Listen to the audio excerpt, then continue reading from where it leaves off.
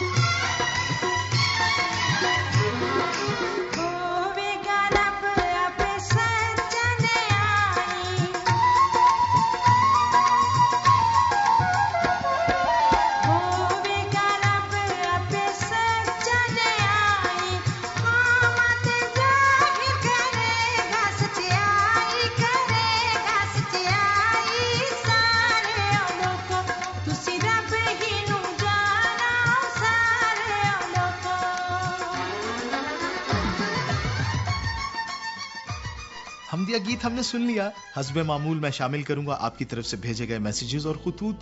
तो सबसे पहले हैं फेसबुक पर किए गए कमेंट्स। साजिद हुसैन खोसा साहिब ने कमेंट किया, नाइस प्रोग्राम राह जिंदगी। लियाकत अली अवान भी इसी तरह से प्रोग्राम को पसंद कर रहे हैं और पूछ भी रहे हैं कि क्या आपको मेरा खत मिला। उम्मीद है कि अनवर जोसेफ साहिब ने आपको इसका जवाब दे दिया होगा। अब्दुल गफूर कैसर साहिब लिखते हैं, एक्सीलेंट, जबरदस्त प्रोग्राम। अमजद खान लिखते हैं, बहुत अच्छा और जबरदस्त प्रोग्राम लगा। नवीद अहमद कहते हैं, programme is very good. Shahid मसीह कहते हैं, जबरदस्त प्रोग्राम। जॉयस स्टीफन कहती हैं, एब्सोल्युटली ऑसम। इसी तरह से महर अब्दुल सत्तार सल्फी साहिब कहते हैं कि टी शॉप में गुफ्तगू का मौजू खूब था। जोशुआ भाई की गुफ्तगू भी बहुत तामीरी थी। शुक्रिया जी। इसी तरह से अमजद खान कहते हैं, प्रोग्राम राह जिंदगी जोशुआ साहिब की आवाज में समात फरमाया। प्रोग्राम के तमाम सिलसिले बहुत अच्छे लगे। मोहम्मद अरशद साकिब गोंदल साहिब कहते हैं, जोशुआ साहिब की आवाज में प्रोग्राम समात फरमाया। प्रोग्राम के तमाम सिलसिले बहुत अच्छे लगे। साबित सिंधी साहिब ने कहा, वेरी गुड। इसी तरह से अब्दुल गफूर कैसर साहिब ने लिखा, जोशुआ साहिब की बातें हमेशा हस्बे हाल होती हैं, इसलिए उनका प्रोग्राम मुझे बेहद पसंद है। ये थे वो दोस्त जिन्होंने हमें फेसबुक पर कमेंट्स किए। तो अभी मैं बढ़ूंगा मैसेजेस की जानिब। असद मुराद साहिब का मैसेज है, लिखते हैं, बहन रीबा नईम साहिबा, हस्बे मामूल प्रोग्राम का आगाज आपने कलाम मुकद्दस और हमदिया गीत से किया, सुनकर बहुत अच्छा लगा। मलिक अल्लाह बचाया खोखर ने हस्बे मामूल हमें खत लिखा। इनका ताल्लुक मुजफ्फरगढ़ से है। बड़े प्यार से हमें लिखते हैं, लिख रहे हैं कि I hope you are very fine and I am very fine. I am regular listener of your program. I listen your program daily.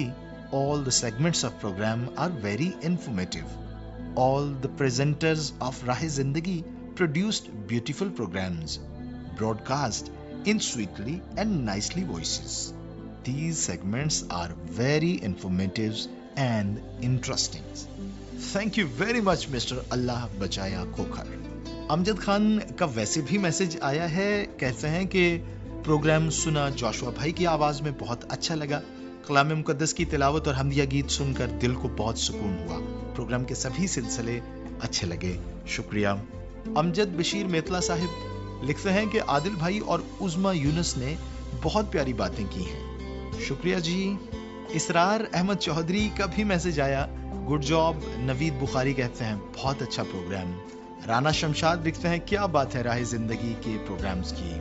Zafar Iqbal ने मैसेज किया, सियालकोट से, लिखते हैं, अस्सलामु अलैकुम, क्या हाल है जी, हम ठीक ठाक हैं, राजी बाजी हैं जनाब।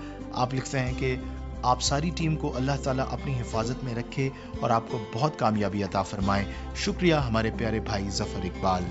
नवीद अहमद साहिब ने मैसेज किया, लिखते हैं, सेहत के बारे में जो प्रोग्राम पेश किया गया वो बहुत अच्छा था।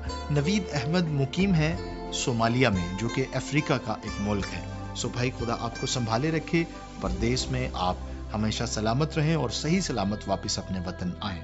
ये थे आपकी तरफ से भेजे गए मैसेजेस और खुतूत। मैं गुजारिश करना चाहूंगा कि आप हमें जरूर इसी तरह से फीडबैक देते रहिए। जो दोस्त नहीं लिखते उनसे भी मैं गुजारिश करना चाहूंगा कि जरूर आप हमें लिखा कीजिए। आप हमें कॉल भी कर सकते हैं, मैसेज भी कर सकते हैं, जिसके लिए हमारा नंबर है 0333 48 25 963। मैं फिर से बोल रहा हूँ 0333 48 25 963। आप खत लिखकर भेज सकते हैं इस पते पर, प्रोग्राम राह जिंदगी, PO बॉक्स नंबर 117 यानी 117 फैसलाबाद पाकिस्तान। आप हमें फेसबुक पर ज्वाइन कर सकते हैं PCRM फैसलाबाद के नाम से।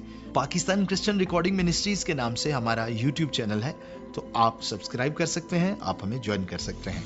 तो जनाब हम मुंतजिर रहेंगे आपकी जानिब से फीडबैक के। अभी वक्त है कि हम प्रोग्राम में आगे बढ़ें और सुने कुदरत के करिश्मे। कुदरत के करिश्मे में हम बात करेंगे उन नेमतों के बारे में जिनसे कुदरत ने हमें नवाजा है, किस तौर पर ये नेमतें हमारे लिए फायदेमंद हैं। हमें इनकी कदर करनी है और इनका बेहतरीन इस्तेमाल करना है ताकि कुदरती निज़ाम का तवाज़ुन कायम रह सके। कायनात में मौजूद हर एक चीज खुदा ताला की कुदरत को बड़ी खूबसूरती से पेश करती है, जिनमें दरिया, पहाड़, झीलें, आबशारे और सहरा शामिल हैं, और इनसे इंसान को बेशुमार फवायद हासिल होते हैं। अगर दरियाओं की बात की जाए तो ये भी इंसान को बहुत फायदा पहुंचाते हैं, क्योंकि ये इंसानी खुराक के लिए फसलों को सैराब करने का अहम तरीन जरिया है और बेशुमार आबी मखलूक भी इनमें अपनी जिंदगी का सफर जारी रखती हैं। वैसे तो दुनिया में बहुत से दरिया बहते हैं, लेकिन आज जिस दरिया की हम बात करने जा रहे हैं उसके बारे में दिलचस्प हकाइक ये है कि दरियाए नील दुनिया का सबसे लंबा दरिया है और ये अफ्रीका की सबसे बड़ी झील विक्टोरिया से निकलता है। और इस इलाके में बहुत ज्यादा बारिश होती है, जिसकी वजह से इस इलाके में बहुत जंगलात हैं और इसीलिए यहाँ पर जंगली जानवर भी कसरत के साथ मौजूद हैं और इस इलाके को नेशनल पार्क की हैसियत हासिल है। अब जैसे ही ये दरिया सूडान में दाखिल होता है तो इसकी रफ्तार सुस्त हो जाती है और इसकी वजह ये है कि दरिया एक जबरदस्त दलदल से गुजरता है। ये दलदल दुनिया की सबसे बड़ी दलदल है जिसकी लंबाई तकरीबन 700 किलोमीटर है। और मजे की बात ये है कि इस दलदल पर एक किस्म की घास भी कसरत के साथ उगती है और इस पर छाई रहती है और ये इतनी घनी होती है कि पता नहीं चलता कि कहाँ पानी है और कहाँ घास है। इस घास को पपायरस भी कहा जाता है और यही वो घास थी जिसकी मदद से इंसान ने पहली दफा कागज बनाया और इसी की वजह से लफ्ज पेपर वजूद में आया। कुदरत ने दरियाए नील को इंसान के लिए बहुत ज्यादा फायदेमंद बनाया है। इसी वजह से लाखों इंसान इसके आसपास आबाद हैं क्योंकि इनको फसलें उगाने के लिए दरिया पानी फराहम करता है। और यही नहीं बल्कि आबी जानवर जो इंसान की खुराक का बड़ा अहम हिस्सा है वो भी कसीर तादाद से हासिल किए जा रहे हैं। और तहकीक करने वाले ये बयान करते हैं कि गो मिस्री सरजमीन सहराई है, लेकिन कुदरत के इस करिश्मे की वजह से इसके दोनों तरफ के हिस्से बहुत जरखेज हो गए हैं और दोनों तरफ में 50-50 मील तक फसलों की काश्त बहुत ज्यादा होती है। खुदा ताला के इस बड़े अहम वसीले की वजह से ही मिस्र में कसीर तादाद में कपास की काश्त होती है। चूँकि इस फसल को भी ज्यादा पानी दरकार होता है, इसलिए ये दरियाई इलाका इस फसल के लिए काफी मौजू बन जाता है और मिस्री धागा और काटन को भी दुनिया में बड़ी अहमियत हासिल है। दरियाई नील के दहाने पर 3 बड़े शहर आबाद हैं, जिनमें सबसे बड़ा शहर काहिरा जो कि मिस्र का दारुल हुकूमत भी है और इसी शहर के करीब एहराम मिस्र और मिस्री बादशाहों के मकबरे भी हैं, जिनमें मिस्री बादशाहों की हनूत शुदा लाशें आज तक मौजूद हैं। दूसरा बड़ा शहर इस्कंदरिया है, जिसका नाम दुनिया के बड़े फातेह इस्कंदर आजम के नाम पर रखा गया। और तीसरा बड़ा शहर खर्तूम है जो कि सूडान का दारुल हुकूमत है और इस शहर की मंसूबाबंदी अंग्रेजों ने की है। जैसा कि पाकिस्तानी शहर फैसलाबाद में यूनियन जैक की तरह 8 बाजार हैं। अब अगर इस दरिया के निकलने की जगह का जिक्र किया जाए तो दिलचस्प बात है कि कदीम लोगों को भी इसका इल्म नहीं था कि दरियाए नील कहाँ से निकलता है। हालांकि हजारों साल से लोग इसकी वादी में रहते बसते आए हैं। तहजीबें जन्म लेती रही, मगर किसी ने दरियाफ्त करने की कोशिश नहीं की कि ये कहाँ से निकलता है, किन किन मकामात से गुजरता है। 17वीं सदी में कोशिश की गई कि दरिया के निकलने की हर जगह मालूम की जाए, तो मालूम हुआ कि ये दरिया झील से निकलता है, मगर इसके किनारे किनारे कोई ना चल सका क्योंकि ये बड़े खतरनाक पहाड़ों और खड्डों में से गुजरता है। दरिया के तेज पानी ने चट्टानों को इस तरह काटा है कि दोनों तरफ दीवारें सी बन गई हैं। खैर, इन सब बातों के बाद एक बात तो वाज़ेह है कि कुदरत ने जो कुछ भी बनाया है, यहाँ तरतीब दी है, वो बड़ी हिकमत और दानिशमंदी से पुर है। अब दरियाए नील जो अपनी नौयत में एक दरिया है, मगर इस एक दरिया की वजह से लाखों इंसान, आबी जानदार और जंगली चरिंद परिंद जिंदगी का दम कायम रखते हैं और लोगों ने कुदरत के इस करिश्मे से भरपूर फायदा लेने के लिए मुनासिब इंतजामात करने की भी कोशिश की है। लेकिन अगर हम अपने कुदरती वसाइल, खास तौर पर दरियाओं पर गौर करें तो हमारा रवैया इनके साथ कैसा है? क्या हम कूड़े किरकट और कीमियाई मादों से इसे नुकसान तो नहीं दे रहे? यकीनन कुदरत की हर नेमत इंसान के लिए बहुत मुफीद है और इसके लिए बेहतरीन शुक्रगुजारी यही है कि इनका इस्तेमाल भी दुरुस्त तौर पर किया जाए और इनका ख्याल भी रखा जाए। ये वाकई लाजवाब है और दरियाए नील तो वैसे भी आप जानते हैं कि तारीख का हिस्सा है और मुकद्दस कहानियां दरियाए नील से जुड़ी हुई हैं। मैं बात कर रहा था कि किस तरह से मुस्बत तब्दीली हमारे अंदर होनी चाहिए। एक आर्टिकल था कि why boys fail in college, कि लड़के क्यों कॉलेजेस में आके फेल हो जाते हैं। उसमें जिक्र किया गया कि वो बच्चे जिनकी स्कूल में बड़ी अच्छी कारकर्दगी होती है, कॉलेज में आके वो अच्छी कारकर्दगी नहीं दिखा पाते। اس کی وجہ یہ ہوتی ہے کہ ایک دم سے ان کا لیول بڑھ جاتا ہے، انہیں عزت کی نگاہ سے دیکھا جاتا ہے اور انہیں تھوڑی سی آزادی دی جاتی ہے۔ اب ہوتا کیا ہے کہ اس آزادی کو استعمال کر کے تو وہ غلط رستوں پر چل پڑتے ہیں، جس کی وجہ سے وہ خراب ہوتے ہیں، ان کا سارا کیریئر خراب ہو جاتا ہے۔ بہت سارے لوگ ملتے ہیں، آؤ جی کالج میں تنظیم سازی کریں، آؤ جی اس وقت ہم کلاسز نہ لگائیں بلکہ ہم کہیں جائیں گھومنے پھرنے کے لیے۔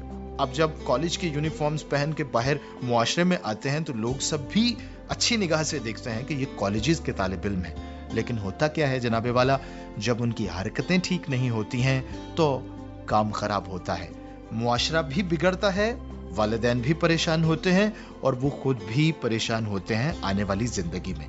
لہٰذا بات میری پھر وہیں پر ہے کہ ہم اداروں میں جائیں لیکن ان اداروں میں اچھی چیزیں اپنائیں تاکہ جب ہم وہاں سے نکلیں تو ہم معاشرے کے لیے، ملک کے لیے برکت کا سبب بنیں۔ پروگرام میں ہم آگے بڑھ رہے ہیں، حادثات سے بچاؤ سلسلے کا نام ہے، بڑی خوبصورت گفتگو کی جا رہی ہے، آئیے سنتے ہیں۔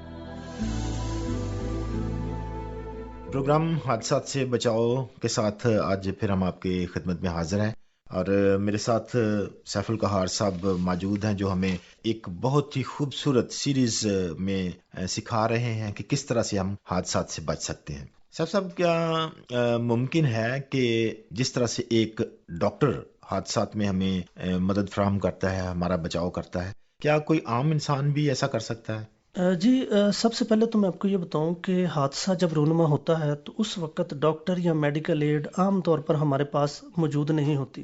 اب جو ہمیں فرسٹ ایڈ پرووائڈ کرنا ہے، ہم ڈاکٹر نہیں ہوتے، ہم صرف فرسٹ ایڈر ہوتے ہیں جو پہلی امداد فراہم کرتے ہیں کہ جو نقصان ہونا تھا وہ ہو چکا ہے، مزید نقصان نہ ہو۔ مثال کے طور پر اگر کسی جگہ حادثہ ہوتا ہے تو آپ دیکھتے ہیں کہ اگر ایک حادثے میں اوسطاً 100 میں سے 10 لوگ مارے گئے ہیں تو باقی جو 50 لوگ زخمی تھے ان میں سے باقی جو 25 یا 30 لوگ تھے ان کو ہم ہاسپٹل پہنچانے تک یا میڈیکل ایڈ آنے تک طبی امداد نہ دینے کی وجہ سے ان کو بھی ضائع کر دیتے ہیں۔ تو کم از کم جو لوگ بچ گئے ہیں ان کو مزید نقصان سے بچانے کے لیے ہم اس میں یہ اپنا کردار ادا کرتے ہیں۔ اس کے لیے ہمارے پروفیشنل کورسز ہیں، لیکن میں سمجھتا ہوں کہ جو لوگ اس سیریز کے ساتھ جڑے ہیں انہیں کسی الگ سے کورس کرنے کی ضرورت نہیں ہے۔ ہم پوری کوشش کریں گے کہ آسان طریقے سے آپ کو سمجھائیں تاکہ لوگوں کو خود ہی اپنے گھروں میں وہ سیفٹی آفیسر بن سکتے ہیں۔ صاحب ہم انڈسٹری کی یا بڑی فیکٹریوں کی بات تو نہیں کر رہے اس وقت، ہم یہ چاہتے ہیں کہ گھروں میں عام جو حادثات ہوتے ہیں ان کے بارے میں آپ ہمیں تھوڑا سا بتائیں کہ کون کون سے ایسے ہیں۔ جی، بیسیکلی میں نے پہلے بھی ایک پروگرام میں ذکر کیا تھا کہ جیسے گھروں میں حادثات، سلپ ہو جانا، اوپر سے گر جانا، ٹھوکر کھا کے گر جانا، اس سے ہڈی ٹوٹنے کا چانس ہوتا ہے، انسان کی کوئی پسلی ٹوٹ سکتی ہے، چوٹ لگ سکتی ہے، مسل ڈیمیج ہو سکتے ہیں۔ اس کے علاوہ سانس رکنے کا عمل ہو سکتا ہے، اس کی بھی کئی وجوہات ہیں کہ سانس کیوں رک سکتا ہے۔ سانس اوپر سے بلندی سے گرنے سے رک سکتا ہے، سر پہ چوٹ لگنے سے، سینے پہ بہت زیادہ چوٹ لگنے سے رک سکتا ہے، بلڈ پریشر لو ہو جانے کی وجہ سے رک سکتا ہے، کسی بیماری کی وجہ سے رک سکتا ہے، اور بجلی کا جھٹکا لگنے کی وجہ سے رک سکتا ہے، کوئی بہت بڑا حادثہ سن کے بھی رک سکتا ہے۔ تو یہ سانس رکنے کا بھی عمل ہوتا ہے۔ اس کے علاوہ جلنا کا عمل ہو سکتا ہے، اس کے علاوہ کٹ لگ سکتا ہے، کوئی زخم لگ سکتا ہے۔ اس طرح کے بہت سارے حادثات چھوٹے چھوٹے ہوتے ہیں۔ بے شک بہت سارے ایسے حادثات ہیں جو عام طور پر ہمارے گھروں میں رونما ہو جاتے ہیں، لیکن صاحب آج جس کا آپ نے بڑا تفصیل سے ذکر کیا وہ ہے سانس رکنا۔ تو یہ بتائیں کہ اس کی کیا وجوہات ہو سکتی ہیں؟ کوئی جھٹکا لگ گیا ہے، کوئی ایسی خبر سن لی ہے، جیسے کوئی فوتگی ہو جاتی ہے۔ اکثر آپ نے دیکھا ہوگا کہ فوتگی پہ جو کمزور دل خواتین ہیں وہ بے ہوش ہو جاتی ہیں اور ان کا سانس رکنا شروع ہو جاتا ہے۔ تو لوگ اس کے سانس کو بحال کرنے کے لیے ایک بڑا غلط طریقہ اپناتے ہیں، اس کی ناک دبا دیتے ہیں۔ ان کا خیال ہوتا ہے کہ یہ مکر کر رہی ہے، چلاکی کر رہی ہے۔ اگر چلاکی کر رہی ہے تو وہ ہوش میں آ جائے گی، یا ایک ریفلیکس ایکشن ہوتا ہے کہ ہمارے قدرتی طور پر ایک جھٹکا لگتا ہے، اس سے بھی ہوش میں آ جائے گی۔ لیکن اگر وہ حقیقت میں بہت کمزور ہے، اس کے اعصاب کمزور ہیں، تو پھر ہم اسے خود ہی قتل کر دیں گے۔ صاحب یہ بتائیں کہ کس طرح سے ہمیں پتہ چلے گا کہ کوئی شخص گرا ہے تو اس کا سانس بند ہو گیا؟ بہت اچھا کوشچن آپ کا۔ پہلی بات تو یہ کہ سانس اور دل کا آپس میں بہت گہرا تعلق ہوتا ہے، اسی وجہ سے ہم ایک اسپیشل کورس کرواتے ہیں جسے CPR کہتے ہیں، کارڈیو پلمونری ریسوسیٹیشن۔ کارڈیو دل کو کہتے ہیں، پلمونری سانس کو کہتے ہیں۔ دل اور سانس آپس میں بہت گہرا تعلق ہے ان کا۔ آپ دیکھیں کسی خوشی کی، غمی کی خبر یا دوڑنے پہ یا بلڈ پریشر ہائی ہونے پہ دونوں چیزیں برابر تیز ہوتی ہیں، برابر ہی لو ہو جاتی ہیں۔ دل سلو ہے تو سانس سلو ہے، دل تیز ہے تو سانس تیز ہے۔ اب اگر کسی کا حادثہ ہو گیا، ہمارے سامنے کوئی شخص گرا پڑا ہے، تو ہم چیک کیسے کریں گے؟ کبھی بھی اس کی ناک دبا کے چیک نہیں کرنا، جیسے میں نے پہلے بتایا۔ آپ چیک کرنے کے 2-3 طریقے ہیں۔ اس کے قریب جائیں، کان اس کے قریب کریں، سانس لے رہا ہوگا تو ہمیں محسوس ہو جائے گا، اس کے سینے کے پھیلاؤ سے اور سکڑنے سے بھی محسوس ہو جائے گا. اگر بہت سلو سانس ہے بعض کا کسی وجہ سے ہو جاتا ہے تو آپ اپنی اینک یا کوئی بھی شیشہ موبائل لے کر کوئی چیز اس کے منہ کے قریب کریں گے تو اس سے آپ دیکھتے ہیں کہ وہ ایک نمی آ جاتی ہے اس کے اوپر. اس سے ہمیں پتہ لگ جائے گا کہ اس کا سانس آ رہا ہے یا نہیں آ رہا. اس کے علاوہ نبض دیکھ کر بھی ہمیں پتہ لگ جاتا ہے. نبض بعض کا ہاتھ کی نہیں پتہ چلتا تو ہم اس کے جو ہے وہ گردن کے نیچے سے جو ہے شارک کے قریب سے ہاتھ لگا کے چیک کر سکتے ہیں. ٹھیک ہے صاحب جب ہم نے اس کو چیک کیا اور ہمیں کنفرم ہو گیا کہ اب اس کا سانس بند ہو رہا ہے یا ہو گیا ہے تو فوری طور پر ہمیں کیا کرنا چاہیے؟ دیکھیں سب سے پہلے تو یہ ہے کہ حادثے کی نوعیت ہمیں اندازہ ہو جاتی ہے. پانی میں ڈوبا ہے یا وہ کسی بلندی سے گرا ہے یا اس نے کچھ کھا لیا ہے. بعض کا کچھ کھاتے کھاتے بھی ہو جاتا ہے, گلے میں کوئی چیز پھنس جاتی ہے. تو سب سے پہلے تو اس کا منہ چیک کریں تھوڑا سا کھول کے نا کہ اس کے منہ میں کوئی چیز تو نہیں پھنس گئی, کوئی ایسی جو کہ وجہ ہو سکتی ہے. اگر پھنسی ہے تو اسے نکالنے کا طریقہ یہ ہے کہ کبھی بھی اس کے منہ میں ہاتھ نہ ڈالیں, کیونکہ بعض کا وہ ریفلیکس ایکشن جو میں نے بتایا نا قدرتی جھٹکا جو ہے اس سے وہ زور سے منہ بند کر لے گا اور آپ کی انگلیاں زخمی ہو سکتی ہیں. لہٰذا کوئی کپڑا یا کوئی چیز پہلے اس کی سائڈ پہ داڑھ کے نیچے پھنسا لیں تاکہ اگر وہ بند بھی کرے تو آپ کا جو ہاتھ ڈیمیج نہ ہو.